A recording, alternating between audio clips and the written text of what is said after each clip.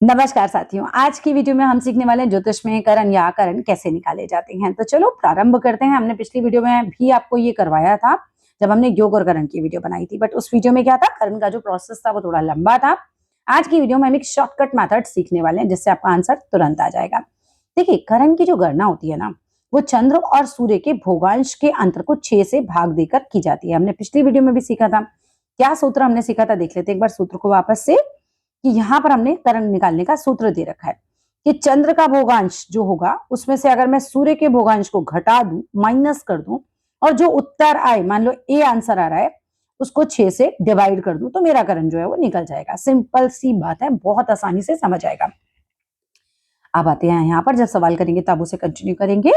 अब कुल कर्ण कितने होते हैं, देखो यहाँ पर कर्ण के नाम होते हैं 60, सॉरी नाम होते हैं 11 और कर्ण होते हैं 60। कुल कर्ण होते हैं 60, ध्यान रखिएगा। और 11 नाम हमें कर्णों के बता रखे हैं किताबों में, ठीक है। तो अब इनमें से यहाँ पर इस लाइन को चाहे करेक्ट भी कर सकते हो, कुल कर्ण तो 60 ही होते हैं, पर नाम जो है उनके 11 होते हैं। अब 7 जो होते हैं, 11 में से 7 होते हैं चर, इन 11 में से 7 होते हैं चर और 4 होते हैं स्थिर। 4 होते हैं स्थिर। 30 तिथियां होती हैं, 60 कर्ण होते हैं और कर्णों के नाम हमें यहाँ पर 11 दे रखे हैं। अब आप सोचेंगे कि भाई 11 नाम है, इसको 60 कैसे बनाया जाए। तो क्या होगा, जो आपके ये 7 कर्ण है ना, ये वाले 7, ये 8 चक्कर लगाएंगे। अभी मैं आपको लिस्ट दिखाऊंगी उसमें कैसे लगाएंगे, आसानी से समझ आएगा। ये 8 चक्कर लगाएंगे तो 56 तो यही बन जाएंगे कर्ण, 56, राइट। और 4 ये जो स्थिर वाले हैं ये स्थिर ही रहेंगे, तो ये 4 बन जाएंगे, तो 56 और 4 मिलाकर बन जाएंगे 60 कर्ण। आई होप क्लियर है। इनके नाम पढ़ लेते हैं एक बार। पहला आएगा बव, दूसरा बालव, कौलव, तैतिल, गर, वड़िज, विष्टि। पिछली वीडियो में गलती से विशिष्ट बोल दिया था, ये विष्टि है, विष्टि, शकुनी, चतुष्पद, नाग और किंतुघ्न। फिर से पढ़ लीजिए, बव, बालव, कौलव, तैतिल, गर, वड़िज, विष्टि, शकुनी, चतुष्पद, नाग और किंतुघ्न, ठीक है। अब यहां पर हमें इतनी बात तो समझ में आ गई कि भैया 7 तो चर हैं, 4 स्थिर हैं, टोटल मिलाकर 11 इनके नाम हो गए। 7 वालों का 8 चक्कर लगेगा तो 56 तो ये बन जाएंगे, 4 स्थिर हैं, टोटल मिलाकर 60 हो गए। चलिए अब आगे की कहानी समझते हैं कि एक करण कितने डिग्री का होता है, 6 डिग्री का।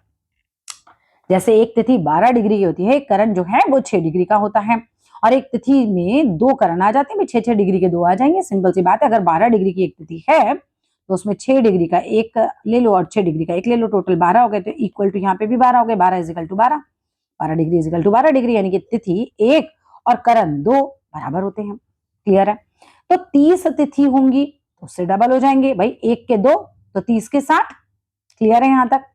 अब यहां पर देखो कैसे बनेगा ये कर्ण।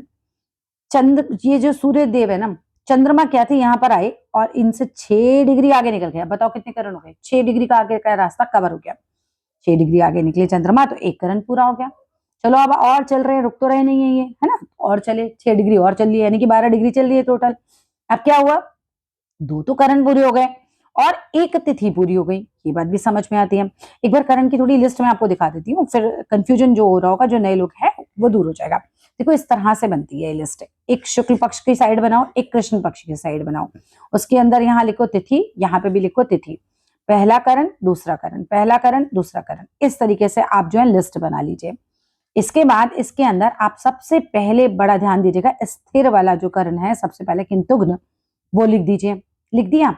उसके बाद बाकी सब रोक दीजिए और यहां पर लास्ट में आ जाइए, ये यहां पर लिखिए शकुनी, यहां लिखिए चतुष्पाद और नाग। इस तरीके से इस लिस्ट को खत्म कर दीजिए। 14 की जो दूसरा करण है, 14वीं तिथि का, यहाँ पे ये 14वीं तिथि हमारी होगी 29, है ना। 30 तिथियां होती है ना टोटल, तो 29 हमने शुक्ल पक्ष कृष्ण पक्ष की अलग लिखी है, इसलिए 14 लिखा हुआ है यहाँ लिखिए शकुनी, चतुष्पाद और नाग, ठीक है। इसके बाद नंबर कैसे लिखने हैं इसके अंदर, किंतुघ्न लिखने के बाद 1, फिर 2, फिर 3, फिर 4, फिर 5, फिर 6, फिर 7। पहला राउंड पूरा हो गया। फिर 1, 2, 3, 4, 5, 6, 7, दूसरा राउंड यहाँ पे पूरा हो गया। इस तरीके से करते करते 8 राउंड आपको काटने हैं और लास्ट में इस तरीके से लिखना है। चलो ये लिस्ट तो हमें समझ आ गई कि हमने कैसे बनानी है। ये आपके नॉलेज के लिए, हमें इतनी लंबी लिस्ट एग्जाम में बनानी नहीं पड़ेगी, यही शॉर्ट ट्रिक है यहाँ पे। अब शुक्ल पक्ष की पहली तिथि हमने किंतुघ्न लिखी। अब ये वाली लाइन हम बाद में पढ़ेंगे वरना आपको कुछ समझ नहीं आएगा यहाँ पे। चलो यहाँ आ जाते हैं। अब एग्जाम में क्वेश्चन कैसे पूछा जाएगा, आपको कहा जाएगा भाई सूर्य का भूगोंश ये है, चंद्र का भूगोंश ये है, कोई भी भूगोंश दे देंगे, अब कह देंगे कि करण निकालो। तो आपको बड़ा सिंपल सा फॉर्मूला पता है कि मुझे चंद्र के भूगोंश में से, चंद्र आगे चला गया ना, आगे चला गया ना, तो चंद्र के भूगोंश में से पीछे जो सूर्य देव हैं उनके भूगोंश को जो है वो माइनस कर देना है, तो मैं कर दूंगी, ठीक है। और उसके बाद जो उत्तर आएगा उसको 6 से डिवाइड करना है। चलो यहाँ तक क्लियर है।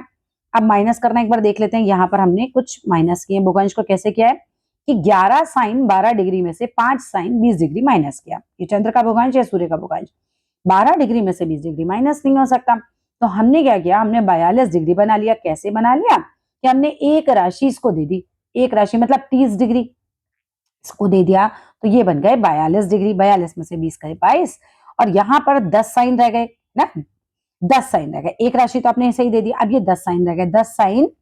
10 साइन में से आपने 5 साइन हटा दिए तो आपके पास आ गए 5 साइन।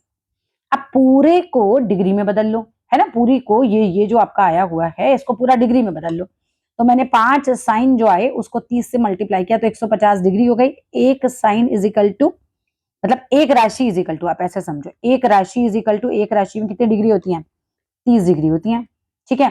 तो 5 साइन इंटू 30 करेंगे तो 150 आ गया, और 22 डिग्री हमारे पास ऑलरेडी है, ये रहा। इसको मैंने प्लस किया, 172 डिग्री आ गया। अब 172 डिग्री को हमने कहा था 6 से डिवाइड करना है। यहाँ देखिए सूत्र वापस देख लीजिए कि चंद्र का भूगोंश माइनस सूर्य का भूगोंश डिवाइडेड बाय 6 डिग्री। चंद्र और सूर्य के भूगोंश को माइनस कर करा के सेम डिग्री में कन्वर्ट करने के बाद 172 डिग्री आ गया। अब हमने इसे 6 से डिवाइड दिया तो 6 दूनी 12, और यहाँ पर बच गए हमारे पास 5, 2 ऊपर से उतार लिया, 6 अट्ठे 48, यहाँ बच गए 4।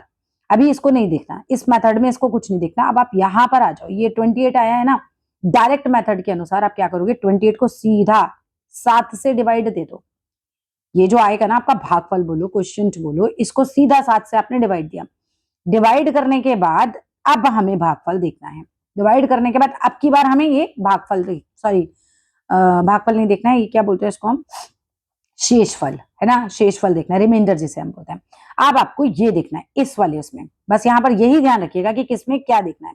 सबसे पहले जब आपने भाग दिया तब आपने ये भागफल देखना है, और भागफल को आपने डिवाइड किया 7 से, फिर शेषफल देखना है, ठीक है।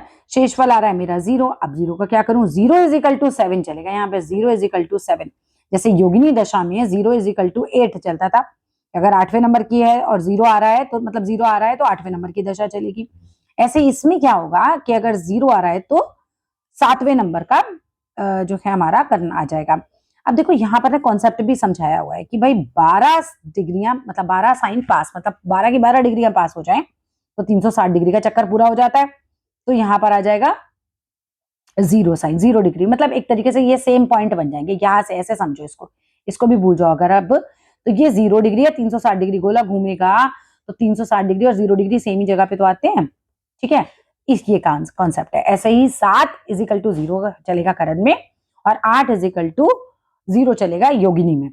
इंपॉर्टेंट है, अगर भागफल या क्वोशिएंट 0 आ जाए, ये कैसे आ सकता है, इस कॉन्सेप्ट को भी समझ लीजिए कि मान लो कि सूर्य की आपकी पहले भी 7 इज इक्वल टू विष्टि है, ये मैं लिस्ट में दिखा दूंगी आपको, पहले इसको देख लेते हैं एक बार कि मान लो सूर्य का जो भूगोंश है वो है 5 साइन 15 डिग्री, ठीक है, और चंद्र का भूगोंश, नहीं चंद्र का भूगोंश है 5 साइन 18 डिग्री, ठीक है, माइनस क्या मेरा 3 डिग्री आ गया।